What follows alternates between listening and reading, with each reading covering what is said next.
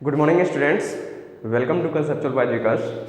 इस वीडियो में हम लोग क्लास 10th के बहुत ही basic and very very important question physics के इस वीडियो में पढ़ने जा रहे हैं। ठीक है, जो आपके इस साल के बोर्ड 10वां के जो बोर्ड होने वाला है 2021 में, वो उसमें आ सकता है। ठीक है, बहुत सारे बेसिक क्वेश्चन है लेकिन बहुत इंपॉर्टेंट है जो आपके एग्जाम में आ सकता है। ठीक है, तो आइए शुरू करते हैं। ठीक है, इसमें सबसे पहला हमने जो क्वेश्चन लिया है वो है विद्युत धारा क्या है। ठीक है, हमने क्या लिया, विद्युत धारा क्या है। तो यहाँ पे मैंने इसका आंसर भी लिख के दिया है ताकि आपको ज़्यादा वीडियो लंबा ना बने। ठीक है, तो विद्युत धारा मैंने लिखा किसी धारावाहिक चालक पदार्थ। ठीक है, धारावाहिक समझ में आ रहा है, चालक पदार्थ। चालक पदार्थ मतलब क्या होता है, जैसे हमारा वायर रहता है ना, तार, वो तार क्या है, चालक पदार्थ है ना।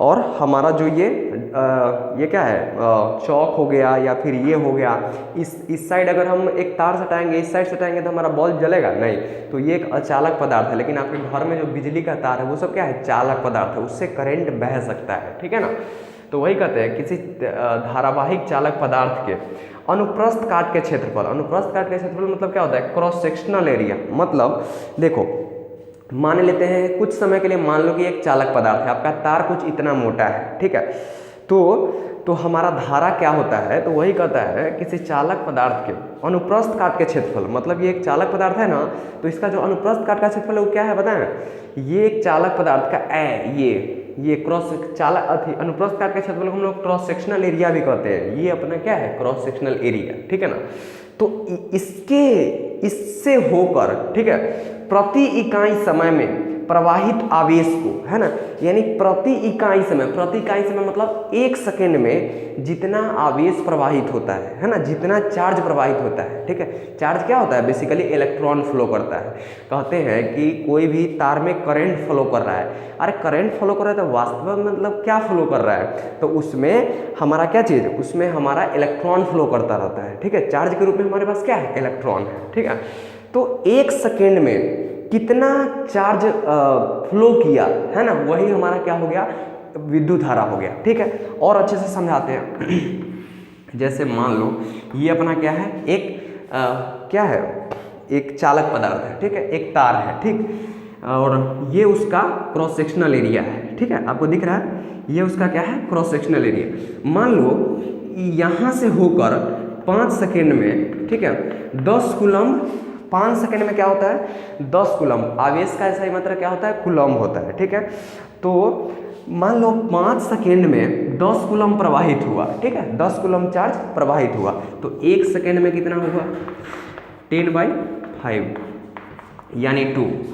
एक सेकेंड में कितना आवेश प्रवाहित हुआ, 2 कूलम्ब। तो इसी 2 को हम लोग क्या कह रहे हैं, विद्युत धारा। ठीक है, कि एक सेकेंड में जितना आवेश प्रवाहित होगा उसी को हम लोग क्या कहेंगे, विद्युत धारा। ठीक है, तो देखो, तो ये हमारा क्या निकल गया, 2 विद्युत धारा। ठीक, विद्युत धारा। अब देखिए, तो विद्युत धारा निकालने के लिए हम लोग क्या किए, 10 हमारा क्या है, आवेश, तो ऊपर में हम लोग लिखेंगे क्या, आवेश। ठीक है, और नीचे हम लोग क्या चीज़ से भाग दिए हैं, समय से, तो नीचे क्या लिखेंगे, समय। ठीक है, तो क्या यहाँ से हमारा एक फार्मूला भी बन गया कि विद्युत धारा बराबर आवेश बटे समय। ठीक है, एक पॉइंट और भी आप लिख सकते हैं कि आवेश का ऐसा ही मात्रा कूलम्ब होता है। ठीक, और विद्युत धारा को, और एक पॉइंट आप और लिखें कि विद्युत धारा को I से सूचित किया जाता है। ठीक, विद्युत धारा को क्या चीज से, विद्युत धारा को I से सूचित किया जाता है। ठीक है, क्लियर है। ठीक, ये भी हो गया। उसके बाद आप लिख सकते हो इसका एसआई मात्रक, इसका एसआई मात्रक। ये एसआई मात्रक का मतलब क्या होता है, जिस हम लोग करंट को किससे नापते हैं, जैसे आप इसके मास को किससे नापते हो, लीटर से थोड़ी ना नापते हो कि 4 लीटर है। इसके मास को आप नापते हो केजी से, कि 1 केजी है, आधा केजी है, चाहे जो भी है। ठीक, तो उसी प्रकार इसका जो एसआई मात्रक है वो होता है अपना एम्पियर। क्या होता है बच्चों, एम्पियर होता है। ठीक है, तो आप लोग को ये क्वेश्चन समझ में आ गया, आप लोग इसको ऐसे लिख सकते हो। ठीक है, ये आपका फर्स्ट वीवीआई क्वेश्चन है। ठीक है, आप इसको उतारो, तब तक फिर नेक्स्ट क्वेश्चन देखते हैं।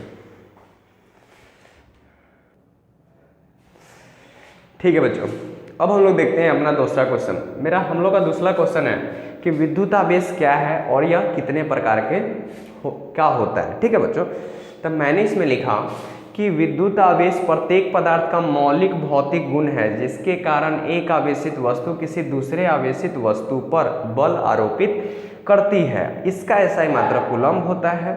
यह दो प्रकार के होते हैं, एक होता है धनावेश और दूसरा होता है ऋणावेश। ठीक है, ये बात आप लोगों को समझ में आ ही गई होगी। एक और बात मैं आपको समझाता हूँ। इस दुनिया में जितने भी पदार्थ हैं ना बच्चों, और अच्छे से समझो, इस दुनिया में जितने भी पदार्थ हैं ना, वो सभी पदार्थ इलेक्ट्रॉन, प्रोटॉन और न्यूट्रॉन के मिलने से बने हुए हैं। ये बात आप जानो, कोई भी पदार्थ है ना, हाथ गोर पैर डस्ट चौक कुछ भी हो, सारे में इलेक्ट्रॉन, प्रोटॉन, न्यूट्रॉन होता ही है। क्या क्या क्या क्या बोले बच्चों? देखो, इलेक्ट्रॉन, प्रोटॉन और न्यूट्रॉन होता ही है हर एक पदार्थ में, दुनिया के हर एक पदार्थ में। ठीक है ना? तो देखो, इस तीन पार्टिकल जो होता है ना हमारा, ये तीन पार्टिकल, उसमें इसके पास भी चार्ज होता है और प्रोटॉन के पास भी चार्ज होता है। ठीक है, लेकिन न्यूट्रॉन के पास कोई चार्ज नहीं होता है, कोई भी आवेश नहीं होता है। अच्छा, तो जैसे ये चौक, इसमें तो आपको कोई चार्ज नहीं दिख रहा होगा, जानते हो क्यों? क्योंकि इस चौक में जितना इलेक्ट्रॉन है ना उतना ही प्रोटॉन है। मतलब क्या बोले, सुनो ध्यान से, ये हमारा इलेक्ट्रॉन पे जो होता है ना वो होता है ऋणावेश, है ना। इलेक्ट्रॉन पे हमारा क्या होता है? ऋणावेश। और प्रोटॉन पे जो होता है ना वो होता है धनावेश। ठीक है, तो मान लो एक समान है, ठीक, इसमें एक पॉजिटिव चार्ज है, एक निगेटिव चार्ज है, तो दोनों तो एक दूसरे को कैंसिल कर दिया, दोनों एक दूसरे को क्या कर दिया? कैंसिल। लेकिन मान लो किसी में 4 पॉजिटिव चार्ज, 3 पॉजिटिव चार्ज और 2 निगेटिव चार्ज, ये कैसा हो गया? एगो तो कैंसिल कर दिया, एगो तो कैंसिल कर दिया, लेकिन एगो पॉजिटिव चार्ज बच गया। यानी ये क्या वस्तु है? ये एक आवेशित वस्तु है। तो ये इसीलिए लिखता है, यह हर एक पदार्थ का मौलिक भौतिक गुण है, जो जब वो पदार्थ पैदा लिया तभी से उसके साथ ही सब गुण है। ठीक है ना? तो बात समझ में आ गया? ठीक, तो कोई भी वस्तु धनावेशित कब होगी बताओ? कोई भी वस्तु धनावेशित कब होगी? हम जानते हैं कि प्रोटॉन की संख्या, मतलब क्या, प्रोटॉन की संख्या ज़्यादा होगा तभी हमारा क्या हो जाएगा? वस्तु धनावेशित। और किसी भी वस्तु में अगर इलेक्ट्रॉन की संख्या अधिक हो गई तो वो जो वस्तु होगा वो क्या हो गया? ऋणावेशित। बात क्लियर है? आवेश आप लोगों को समझ में आ गया कि हमारा विद्युत आवेश क्या है और यह कितने प्रकार के होते हैं। तो इसका ये परफेक्ट आंसर। क्लियर? लिखो इसको। ठीक है, लिख लिया आप लोग। इसमें एक चीज़ आपको मैं समझाया कि आपको तो समझ में आ गया कि मान लो कैसे हमारा चार्ज किसी पे उत्पन्न होता है। ठीक है, तो जब भी मान लो ये एक चार्ज बॉडी है, ठीक है, ये मतलब क्या, इसमें कुछ आवेश है। ठीक, तो दूसरे आवेशित वस्तु को जब हम ले जाते हैं तो ये आवेश का गुण होता है कि जब हम दो आवेश को एक साथ ले जाते हैं तो ये एक दूसरे पे बल उत्पन्न करता है। अगर ये धनावेशित है, ये ऋणावेशित है, तो एक दूसरे को टच करेगा, मतलब खींचेगा एक दूसरे की तरफ। अगर दोनों एक ही समान चार्ज है, जैसे ई भी धनावेशित, ई भी धनावेशित, तो एक दूसरे को दूर भेजेगा, है ना। यानी दोनों केस में है ना, कभी भी तो वही कहता है कि एक आवेशित वस्तु किसी दूसरे आवेशित वस्तु पे बल आरोपित करता है। ठीक है, किसी दूसरे आरोपित वस्तु पे। क्लियर है बात? तो बस यही पूरा है आवेश। ठीक है, चलो ठीक है, अब हम लोग देखते हैं अपना नेक्स्ट क्वेश्चन। ओके,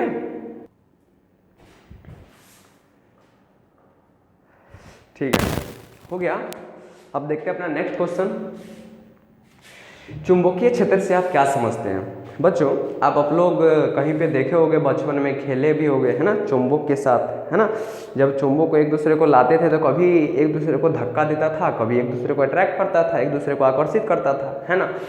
तो आज हम उसको समझते हैं। ठीक है ना। तो चुंबकीय क्षेत्र हमारा क्या चीज़ है? ठीक है, सबसे पहले एक बात सुनो, चुंबक में हमारा 2 ध्रुव होता है। अगर आपको पता है तो ठीक, नहीं तो सोचो। सुनो, चुंबक में हमारा क्या, जैसे मान लो ये हमारा चुंबक है तो इसमें 2 ध्रुव होता है। एक ध्रुव होता है उत्तरी ध्रुव, है ना, जिसे हम लोग नॉर्थ पोल कहते हैं, उत्तरी ध्रुव, और एक होता है ये साउथ पोल, मतलब दक्षिणी ध्रुव। ठीक है, मतलब दक्षिणी ध्रुव। ठीक है, इतना बात आपको पता है। अगर हमारा चुंबक ऐसे रखा गया है तो हमको अगर कहेगा कि चुंबकीय क्षेत्र, चलो ठीक है अब चुंबकीय क्षेत्र समझते हैं, ठीक है ना। तो चुंबकीय क्षेत्र बड़ा ही आसान है। देखो ये दोनों चुंबक को हम लोग यहाँ ला रहे हैं तो ये दूसरे को अट्रैक्ट कर रहा है, चाहे धक्का दे रहा है, ठीक है ना। हम लोग जानते हैं कि जब दोनों एक पोल, जैसे इधर भी नॉर्थ पोल इधर भी नॉर्थ पोल है, तो एक दूसरे को धक्का दिया, लेकिन इस साइड साउथ पोल है, इसको लाएं तो ये दोनों को एक दूसरे को अट्रैक्ट कर लिया, है ना। लेकिन बल लगा। तो एक बात बताओ, यहाँ पे भी बल लगेगा क्या, यहाँ पे भी बल लगेगा क्या, चाहे और दूर लगेंगे तब भी बल लगेगा क्या। ये चीज़ हम लोग कैसे डिफाइन करेंगे कि कहाँ तक बल लगेगा, तो वही हम लोग का डिफाइन होता है चुंबकीय क्षेत्र। ठीक, चुंबकीय क्षेत्र कैसे डिफाइन होता है, किसी चुंबक, मान लो एक चुंबक है, किसी चुंबक के चारों तरफ का वह क्षेत्र मतलब चारों तरफ का जहाँ भी ले लो, है ना, वह क्षेत्र जहाँ तक, है ना, वह क्षेत्र जहाँ तक किसी दूसरे चुंबक द्वारा आकर्षण या प्रतिकर्षण बल महसूस किया जा सकता है। लिखे कि नहीं, चुंबक द्वारा यहाँ पे बल के जगह पे एक और लिख लेना, आकर्षण या प्रतिकर्षण बल, है ना, आकर्षण या प्रतिकर्षण बल महसूस किया जा सकता है, उसे हम लोग क्या कहते हैं, चुंबकीय क्षेत्र कहते हैं। बात क्लियर, चलो तो चुंबकीय क्षेत्र कहते हैं, ठीक है। चुंबकीय क्षेत्र का एसआई मात्रक क्या होता है, चुंबकीय क्षेत्र का एसआई मात्रक क्या होता है, टेस्ला, ठीक है। इसका एसआई मात्रक क्या होता है बच्चों, एसआई मात्रक का मतलब अभी हम लोग समझाएं कि जिससे हम लोग कोई चीज को मापते हैं, ठीक। तो इसका एसआई मात्रक क्या हो गया, टेस्ला, ठीक है, टेस्ला होता है, इसका एसआई मात्रक टेस्ला होता है, ठीक है। चलो ये बात हो गया। चलो अब तो इसको आप लिखो, फिर देखते हैं नेक्स्ट क्वेश्चन।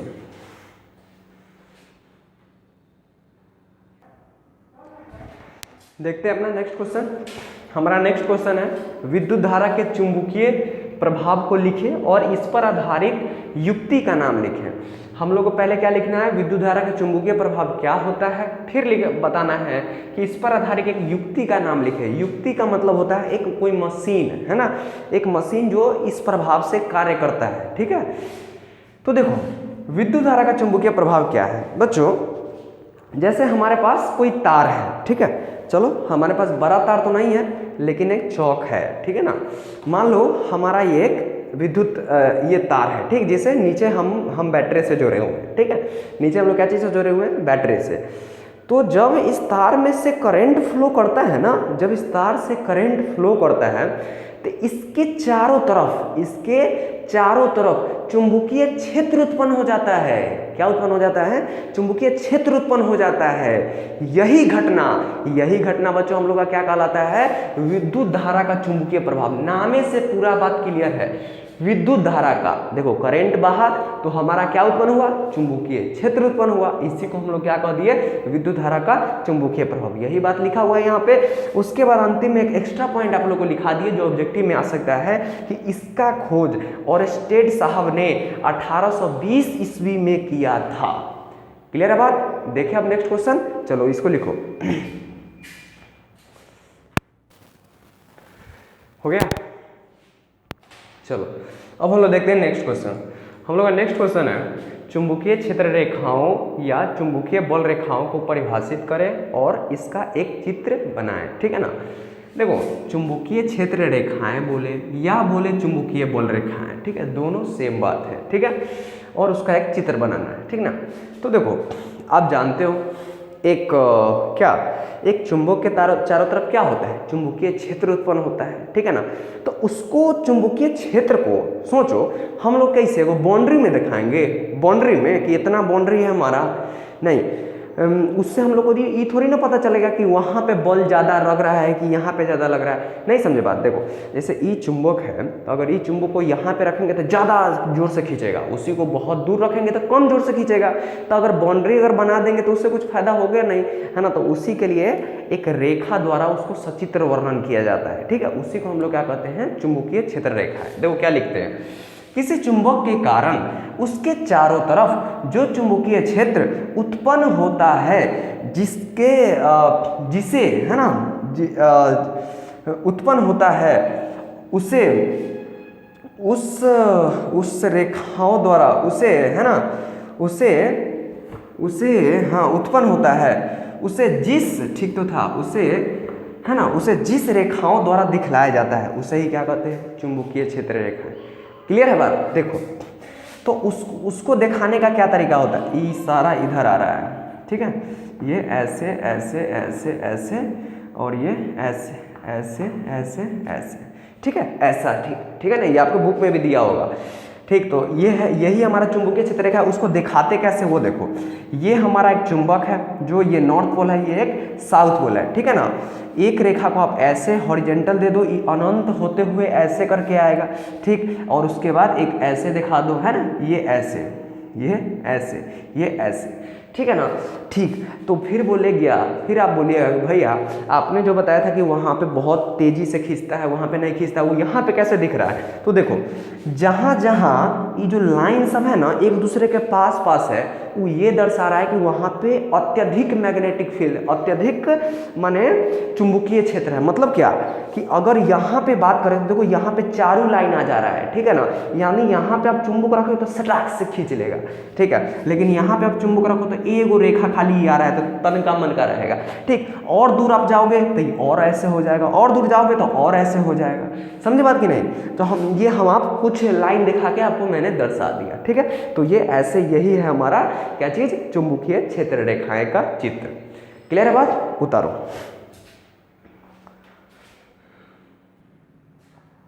हो गया बच्चों? चलो अब हम लोग देखते हैं अपना नेक्स्ट क्वेश्चन, ठीक है, एक मिनट। हमारा नेक्स्ट क्वेश्चन क्या है, आप लोग पढ़ो कि मैक्सवेल के दक्षिणी हस्त नियम या मैक्सवेल के दक्षिणी हस्त अंगुष्ठ नियम क्या है, ठीक है ना। तो उसको समझाने के लिए मैं आपके सामने एक तार लाया हूँ, ठीक है। हम लोग को समझना है ये मैक्सवेल के नियम, ठीक है। मैक्सवेल के नियम को हम लोग मैक्सवेल दक्षिणी हस्त नियम या फिर दक्षिणी हस्त अंगुष्ठ नियम भी कहते हैं, ठीक है ना। दक्षिण मतलब दाहिना, हस्त माने हाथ, नियम, ठीक है ना। तो उनका नियम क्या था, ये एक आपको धारावाही चालक दिख रहा है ना, यही है चालक पदार्थ, इससे होकर करंट हमारा बहता है, ठीक है। तो ये नियम कहता है कि आप धारावाही चालक को इस प्रकार पकड़ो, है ना, कि आपका जो अंगूठा है वो क्या चीज़, वो इसमें जो करंट बह रहा है, माने करंट इधर से जाके ऊपर होल्डर में जा रहा है, तो धारावाहिक चालक इस प्रकार पकड़ो कि आपका अंगूठा जो है कि इसके क्या चीज़ के, इसके विद्युत धारा की दिशा को दर्शा रहा है। अगर करंट इधर ऐसे जा रहा है, अगर विद्युत धारा की दिशा को दिखा रहा है, तो हमारी अन्य जो ये उंगलियां हैं, ये उंगलियां आपको जो 4 उंगली दिख रही है, ये उंगलियां हमारा चुंबकीय क्षेत्र की दिशा को दिखलाता है। यानी अगर हमारा करंट ऐसे फ्लो हो रहा है तो हमारा चुंबकीय क्षेत्र की दिशा कैसे होगा, ऐसे, ठीक है, कैसे, ऐसे, माने गोल गोल, इसके गोल गोल ऐसे, है ना, ऐसे। देखो हमारा उंगली कैसे मुड़ा हुआ है, ऐसे मुड़ा हुआ है, ऐसे, यानी ऐसे मुड़ा हुआ है। क्लियर है बात? तो यही हमारा क्या है, मैक्सवेल के दक्षिणी हस्त अंगूठ नियम। बात समझ में आ गया? लिख लो अभी से। वही मैंने लिखा कि यदि हम किसी धारावाहिक चालक पदार्थ को अपने दाहिने हाथ में इस प्रकार पकड़े कि हमारे अंगूठा यदि धारा या फिर विद्युत धारा लिख लो, है ना, विद्युत धारा की दिशा को दर्शाती है, तो हमारी अन्य उंगलियां क्या चीज को दिखाएगी बच्चों, चुंबकीय क्षेत्र की दिशा। यहाँ पे चुंबकीय क्षेत्र कैसा कैसा है, गोल गोल गोल गोल। क्लियर है बात? चलो लिखो इसको।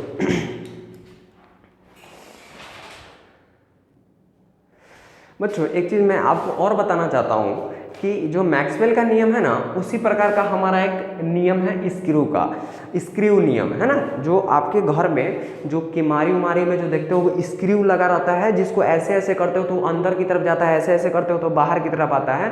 तो उसी को देखते हुए एक नियम बना दिया गया है स्क्रू रूल, है ना। दूसरे शब्दों में जो हमारा मैक्सवेल साहब का नियम था वो तो था, उस मैक्सवेल साहब का जो नियम था वो दाहिने हाथ से था, तो इसीलिए मैक्सवेल दक्षिणी हस्त नियम कह दिए। ये जो नियम बना दिया वो स्क्रू, है ना, हमारा जो स्क्रू कैसे काम करता है, बस उसी पे हमारा विद्युत धारा के दिशा और उस मतलब और चुंबकीय क्षेत्र की दिशा भी मैच कर गया। तो उसीलिए क्या चीज हो गया, उसीलिए मतलब मैच कर गया, तो कहो चलो इसको भी नियम बना देते हैं ना। तो इस नियम को कहते हैं स्क्रू रूल, है ना। स्क्रू को हिंदी में कैसे लिखते हैं, कुछ स्क्रू करके कुछ होता है, ठीक है, उसको आपको बुक में देख लेना है, ठीक है, क्या हुआ है। लेकिन आपको समझ रहे हो ना किस चीज की मैं बात कर रहा हूँ, स्क्रू आप लोग देखे हो ना, तो ठीक है। स्क्रू क्या होता है बच्चों, स्क्रू क्या होता है, देखो मैं एक चीज दिखाता हूँ। स्क्रू में आप लोग ध्यान से देखो, ये हमारा कुछ ऐसे होता है, ठीक है ना। और स्क्रू को हम लोग क्या करते हैं, ऐसे ऐसे ऐसे ऐसे ऐसे नचाते हैं तो ये अंदर की तरफ जाता रहता है, अंदर की तरफ जा रहा है। फिर इसको हम उल्टा अगर ऐसे ऐसे ऐसे ऐसे ऐसे ऐसे ऐसे नचाते हैं तो ये बाहर की तरफ आता है, ठीक। तो हमारा नियम क्या कहता है, इसको मैं केवल समझा दे रहा हूँ, इसको लिखाने की कोई जरूरत नहीं है ना, वैसे आप लोग खुद से लिख सकते हो कि यदि स्क्रू का जो विस्थापन है उसकी दिशा विद्युत धारा की दिशा को दर्शाती है तो उसके जो नचने का जो दिशा है वो क्या चीज को दिखाएगी, चुंबकीय क्षेत्र की दिशा को दिखाएगी। अगर लिखना है तो मेरे बोली से आप लिख सकते हो, ठीक है।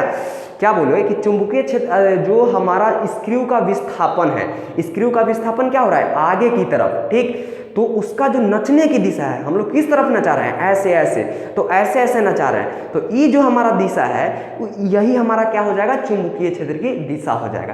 क्लियर है बात। फिर से देखो, इस बार दिशा कैसे था, ऐसे। अब देखो, अब इसका विस्थापन कैसे हो रहा है, ऐसे, तो इसका नचने का दिशा कैसे है, ऐसे। मतलब अगर अंदर जा रहा था तो ऐसे ऐसे था और बाहर जा रहा था तो ये ऐसे ऐसे था, ठीक है। तो यही नियम हमारा क्या है, स्क्रू लॉ, ठीक है। तो जो मैंने बोला अगर लिखना है तो आप लोग लिख सकते हो, ठीक है। आइए देखते हैं आप नेक्स्ट क्वेश्चन। ओके, हो गया आप लोग का। चलो अगला हम लोग देखते हैं, फ्लेमिंग के वामहस्त नियम को लिखे और इस पर आधारित एक युक्ति का नाम लिखे, ठीक है। तो इस बार हम लोग को समझना है कि फ्लेमिंग साहब का जो वामहस्त नियम था वो क्या था, ठीक है। पिछले में हम लोग क्या पढ़े थे, मैक्सवेल के दक्षिणी हस्त नियम। अब हम लोग क्या पढ़ेंगे, फ्लेमिंग साहब के, फ्लेमिंग एक वैज्ञानिक का नाम है, उनके बाएं हाथ का, वाम माने बाएं, हस्त माने हाथ और नियम, ठीक है। मतलब बाएं हाथ का उन्होंने नियम क्या था, है ना, उन्होंने क्या नियम दिया। तो उनका एक नियम था कि देखो ध्यान से सुनो, यदि हमारी जो यदि हम अपने बाएं हाथ के, इसको कहते हैं अंगूठा, इसको कहते हैं तर्जनी, इसको कहते हैं मध्यमा, यदि हम अपने बाएं हाथ के अंगूठा, तर्जनी, मध्यमा को इस प्रकार फैलाएं कि तीनों एक दूसरे पे लंबवत हो। लंबवत मतलब आपको समझ में आ रहा है, परपेंडिकुलर, एक दूसरे पे 90 डिग्री हो। देखो ये दोनों 90 डिग्री, ये दोनों 90 डिग्री, ये दोनों 90 डिग्री, ये दोनों 90 डिग्री, सब एक दूसरे पे 90 डिग्री है, ठीक है। इस प्रकार फैलाएं कि तीनों एक दूसरे पे 90 डिग्री हो। और यदि बच्चों, और क्या हमको दिया रहे, ठीक है, ये चीज हो गया। और क्या दिया रहे कि और यदि हमारा जो तर्जनी है वो चुंबकीय क्षेत्र की दिशा को दर्शाती है और मध्यमा उस धारावाही उस चालक पदार्थ में प्रवाहित विद्युत धारा की दिशा को दर्शाती है, तो क्या हमारा जो अंगूठा होगा वो उस धारावाहिक चालक पदार्थ पे लगने वाला बल की दिशा को दर्शाती है। यहां से आपको थोड़ी मोड़ी बात समझ में आई। अगर पूरी और देखो, और मैं अच्छे से समझाता हूं, ठीक है। देखो, तो इस पर, तो यही चीज मैंने ये लिखा, और इस पर आधारित जो हमारा युक्ति है ना, इसका उपयोग किस युक्ति में होता है, इसका उपयोग हमारा मोटर में होता है,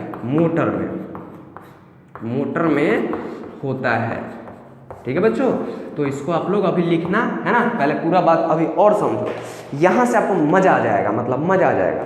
देखो इसका उपयोग कहाँ होता है हमारा, मोटर में आप लोग क्या करते हो, बाहर से आप लाइन देते हो, लाइन से ही मोटर क्या होता है, गर्र नचने लगता है ना, नचने लगता है। देखो मोटर के अंदर ऐसा ही कुछ है ना, ऐसा ही कुछ क्या लगा रहता है, मतलब आर्मेचर लगा रहता है, नाम तो सुना ही होगा, है ना, आर्मेचर लगा रहता है। देखो तो होता क्या, मान लो, ध्यान से आप सुनो, है ना, ये हमारा आर्मेचर है, ठीक। इसके चारों तरफ हमारा कॉइल, जानते हो ना, कॉइल लपेटा हुआ है, इसके चारों तरफ क्या लपेटा हुआ है, कॉइल, ठीक। और इस कॉइल को बाहर किससे, विद्युत जो आप करंट देते हो इस मोटर को, उससे जोड़ दिया गया है। तो हमारे कॉइल में धारा कैसे प्रवाहित होने लगा, ऐसे ऐसे ऐसे ऐसे ऐसे ऐसे ऐसे ऐसे प्रवाहित होने लगा। क्लियर है बात। अच्छा, अब प्रवाहित होने लगा तो देखो, और अब देखो यहाँ पे हमारा करंट कैसे बह रहा है, इस पार्ट पे देखो ऐसे बह रहा है, इस पार्ट पे करंट कैसे बह रहा है, ऐसे बह रहा है, बहुत बढ़िया। इस पार्ट पे अगर करंट ऐसे बह रहा है, और देखो, और मान लो हम लोग एक चुंबक सेट किए, है ना, चुंबक जिसको नॉर्थ पोल इधर रख दिए और साउथ पोल इधर रख दिए, तो हमारा चुंबकीय क्षेत्र का दिशा क्या हो गया, ऐसे। हमारा चुंबकीय क्षेत्र का दिशा कैसे हो गया, आगे की तरफ, ठीक है। विद्युत धारा की दिशा कैसे हो गया, ऐसे। तब हम लोग सोचेंगे कि इस पे बल कहाँ लग रहा है, तो हम लोग फ्लेमिंग के वाम हस्त नियम निकालेंगे। विद्युत धारा की ये दिशा बाएं, यही नहीं कि दाएं कर देना, गलत हो जाएगा। बाएं हाथ है ना, तो धारा हमारा ऐसे है, तो देखो ये हम धारा की दिशा को दिखाएं ऐसे। चुंबकीय क्षेत्र की दिशा आगे की तरफ, हम लोग आगे की तरफ कर लिए, तो हमारा अंगूठा किधर की तरफ दिख रहा है, नीचे की तरफ। मतलब ये जो हमारा मोटर है ना, ये ऐसे नहीं नचेगा बच्चों, ये नीचे की तरफ ऐसे नचेगा। क्लियर है बात। तो मोटर ऐसे ऐसे ऐसे ऐसे नचने लगा। तो इसी नियम के ना यूज करके हमारा पंखा बनाने वाला जो भाई साहब होता है बैठल चौक पे, वो इसी का यूज करता है, ठीक है। अगर ये नियम न रहे तो कखनियो इन्ना पंखा नचा देगा, केकरो इन्ना पंखा नचा देगा, पता चलेगा केकरो सीधा हो गया, केकरो उल्टा हो गया, तब फैन चलाया तब पीछे मुँह हवा फेंकने लगा, है कि नहीं। तो इसके लिए ये नियम बहुत इंपॉर्टेंट है, ठीक है। तो इसको आप लोग समझ गए होंगे, इसको आप लोग लिख सकते हो, ठीक है। चलो देखते हैं नेक्स्ट क्वेश्चन, लिखो अब तक हो गया बच्चों। अब हम लोग देखते हैं अपना अगला नियम क्या है।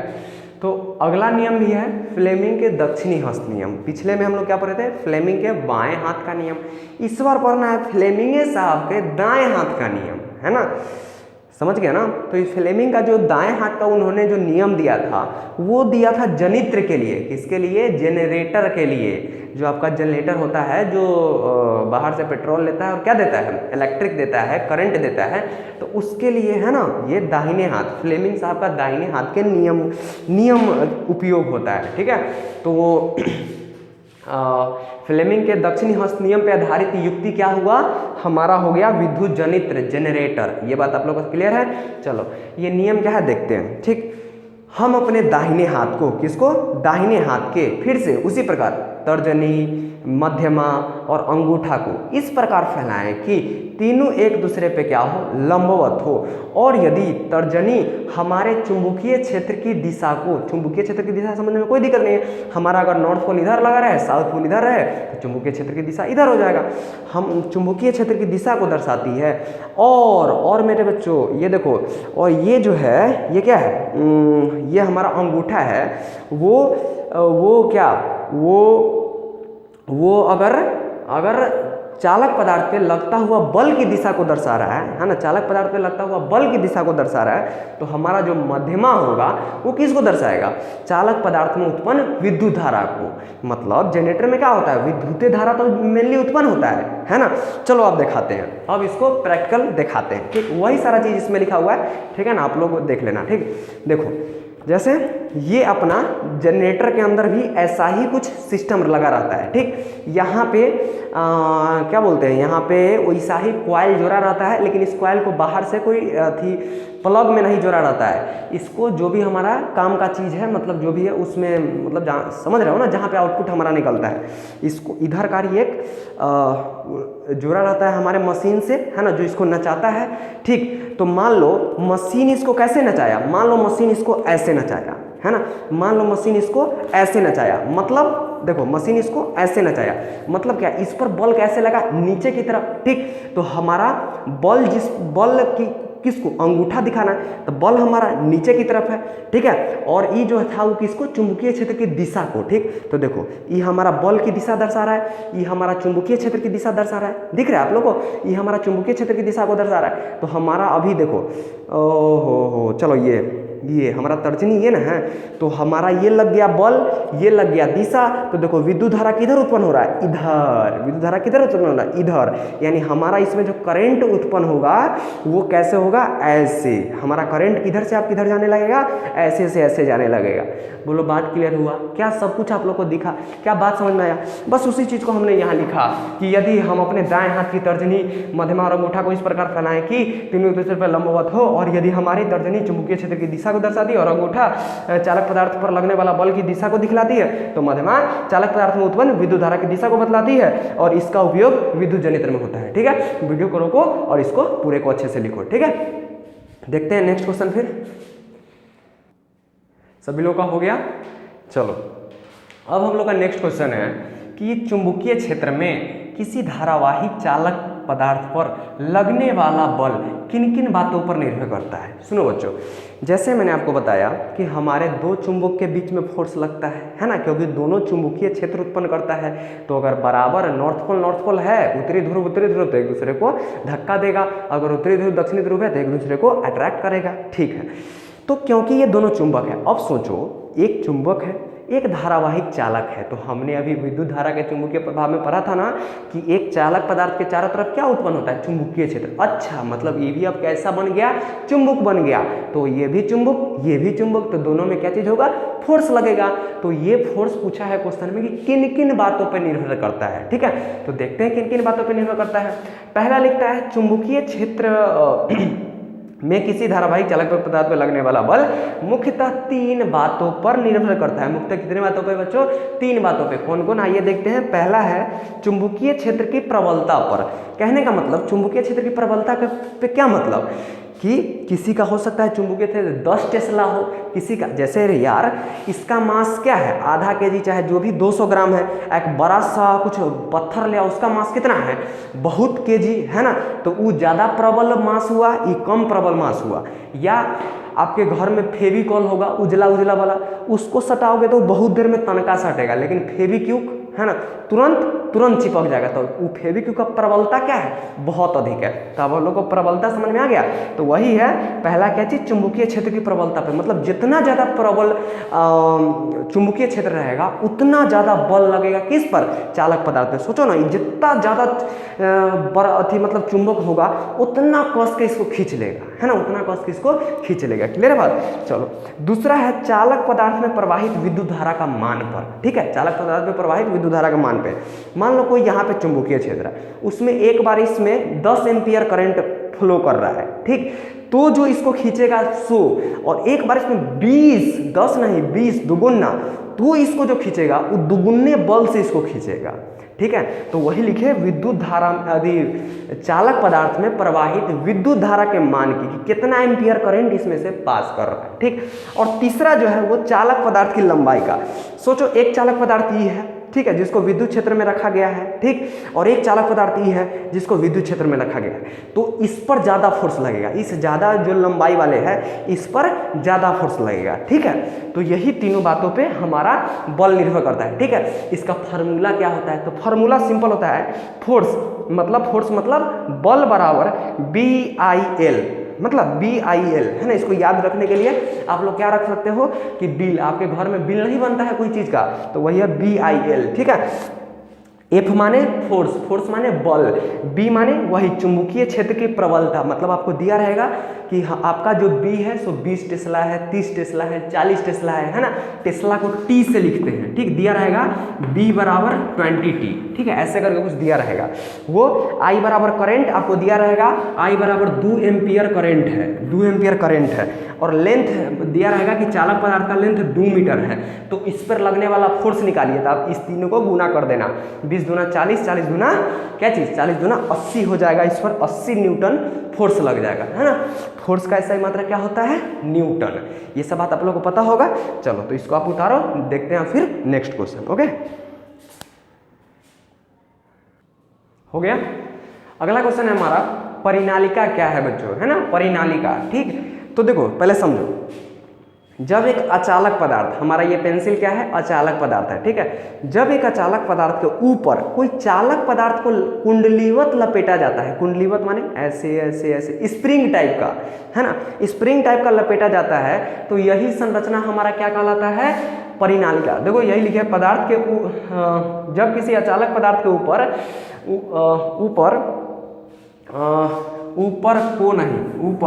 किसी, है ना, चालक पदार्थ के ऊपर किसी चालक पदार्थ को कुंडलीवत लपेटा जाता है, तो यही संरचना क्या कहलाती है, परिनालिका कहलाती है। ठीक है, मतलब क्या बोले, मान लो ये हमारा कोई अचालक पदार्थ है, ये हमारा कोई अचालक पदार्थ है, हम एक चालक पदार्थ तार लिए, इसके ऊपर ऐसे कुंडली नुमा लपेट दिए। ठीक, तो यही हमारा जो संरचना है वो क्या कहलाती है, परिनालिका। क्या बात समझ में आई। चलो इसको लिखो।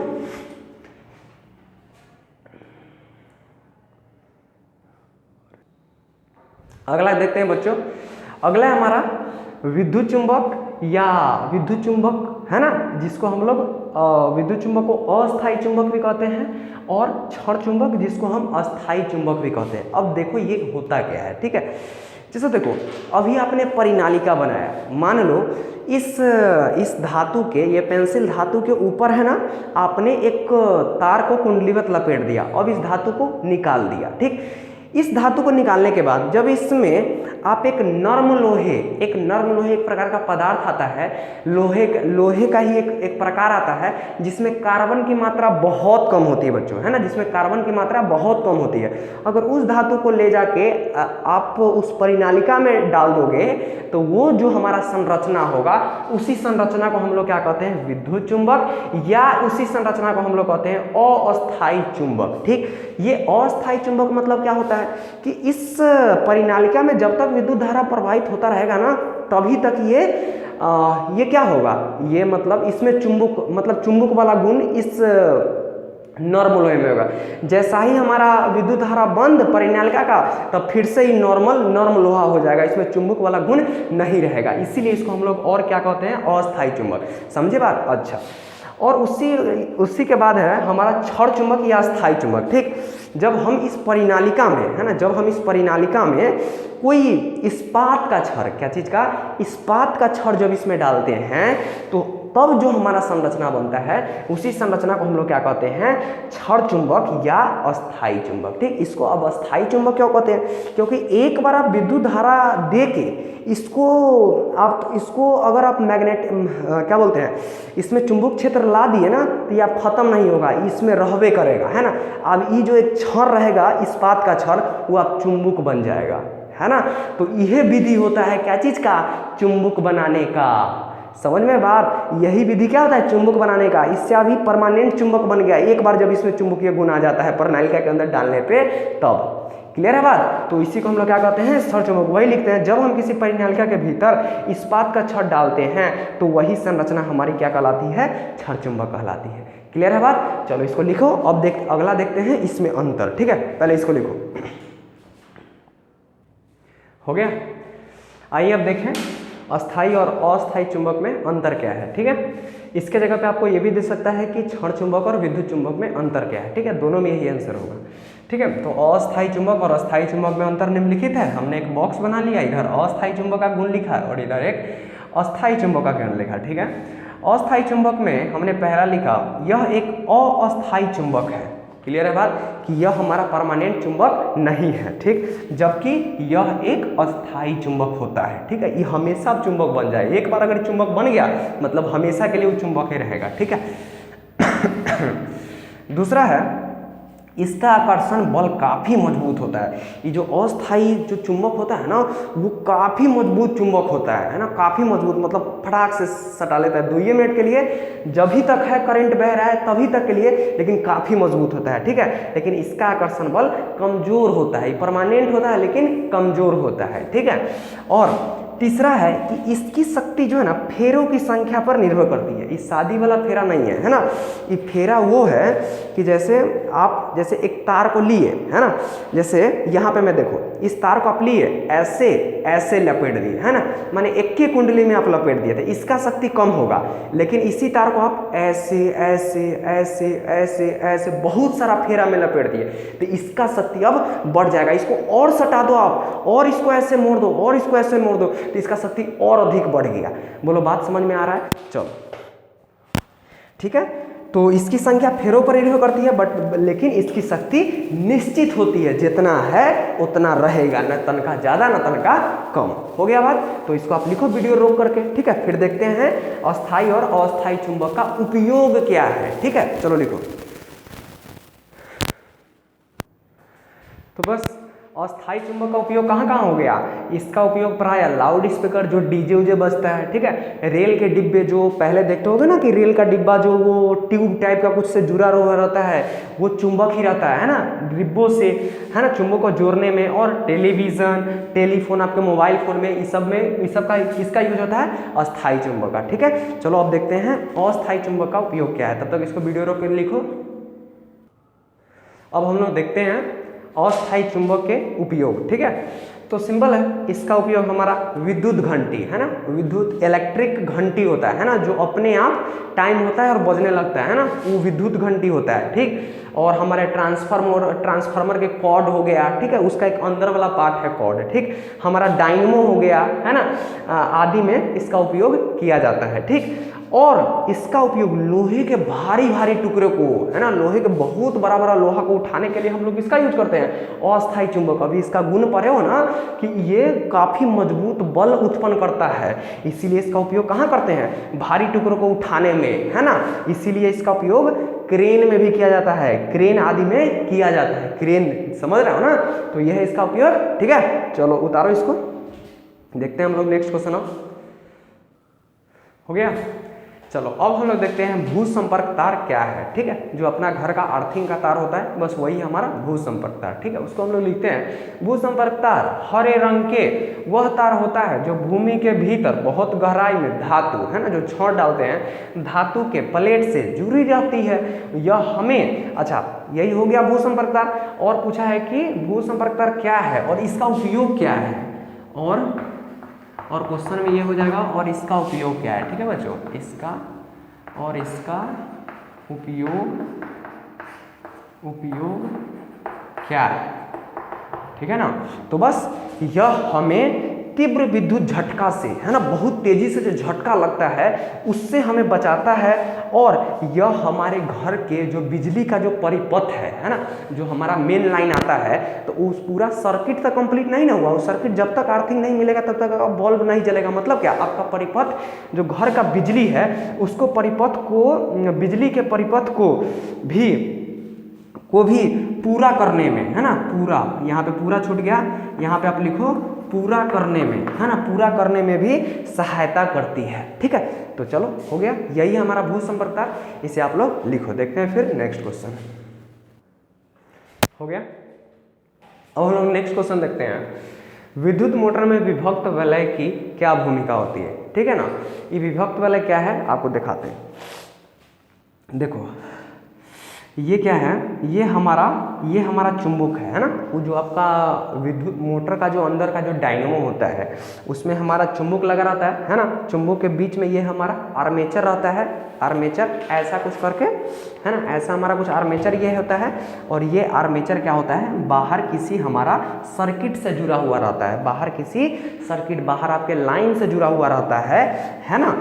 और यहीं पे एक ऐसा करके है ना, एक ऐसा, देखो ऐसा, ये ऐसा, ये दोनों एक दूसरे से जुड़ा नहीं रहता है। वलय माने पूरा एक गोला, अविभक्त वलय, देखो ना टूटा हुआ वलय ऐसे ऐसे रहता है, और ऊपर यहाँ पे को तार जुड़ा रहता है, यहाँ पे एक तार जुड़ा रहता है, ये ऐसे नसता है, ऐसे है ना, ऐसे ऐसे नसता रहता है, ऐसे इससे।